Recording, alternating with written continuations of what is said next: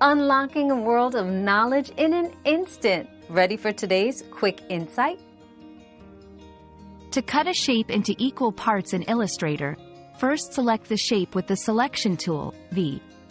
Then, choose the Knife tool from the toolbar, or if it's not visible, find it under the Eraser tool group. For a straight cut, hold down the Alt, Windows, or Option, Mac, key to make a straight slice. If you need precise measurement, use guides, drag from the rulers, to mark where you want to divide the shape. For more intricate division, consider using the Pathfinder tool for splitting shapes into multiple, equal sections by duplicating and aligning paths.